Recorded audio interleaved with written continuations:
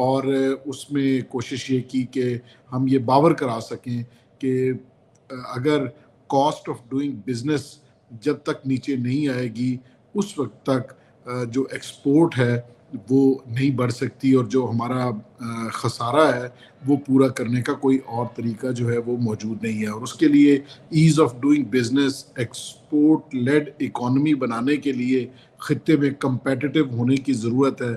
Energy के जो rates हैं उनको रीअलाइन करने की ज़रूरत है। इस वक्त हम अगर 12 सेंट्स के प्लस माइनस में हैं तो खत्ते के ममालिक 7, इसके आधे 6-7 सेंट्स के ऊपर, और कुछ अफ्रीका के ममालिक तो 3-4 सेंट्स पे भी जो है वो एनर्जी प्रोवाइड कर रहे हैं अपनी इंडस्ट्री को।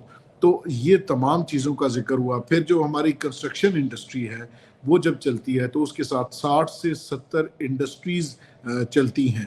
तो इसके हवाले से हमने अपना मौक़िफ़ डिटेल से पेश किया कि कैसे पिछले 3 से 4 सालों में इस कारोबार को नुकसान पहुंचाया गया, जिसकी वजह से आपने कैपिटल फ्लाइट भी देखा कि हमारे वजीर दाखिला साहब ने भी कराची के बिजनेस कम्युनिटी के साथ एक तकरीब किसने के दौरान। नुकसान पहुंचाया है सरदार साहब? ये जी जो इंडस्ट्री है जिसका आप जिक्र कर रहे हैं, रियल एस्टेट, नेचुरली देखिए आप जी, खुद हमारी रियल जो एस्टेट के साथ एसोसिएटेड हैं, और आपने बिल्कुल सही कहा कि तकरीबन 60 के करीब इंडस्ट्रीज जो है वो इसके साथ एसोसिएटेड होती हैं, और फिर एक बड़ी वर्क फोर्स जो है वो भी इसकी वजह से बेनिफिट लेती है। तो कौन वो लोग हैं जिन्होंने पॉलिसी मेकर्स को, डिसीजन मेकर्स को मिसलीड किया, मिसगाइड किया?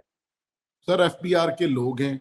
एफबीआर के वो नाअहल लोग जिनका जिन्होंने कभी एक रुपए का बिजनेस नहीं किया, वो बिजनेस से रिलेटेड टैक्सेस पे भी गवर्नमेंट को मिसलीड करते हैं, और उन्हीं की वजह से जो कारोबार है उसका पहिया नहीं चल रहा इतने अरसे से। अगर देखिए, आप 13% से लेके 38% तक जो ट्रांजैक्शन है उसकी कॉस्ट बढ़ा देंगे तो कौन खरीदो फरोख्त करेगा? कौन अपने लिए अपना घर खरीद सकेगा कि उसको 38% तक अगर उस ट्रांसफर की कॉस्ट पे करनी पड़े, ट्रांजैक्शन की कॉस्ट पे करनी पड़े।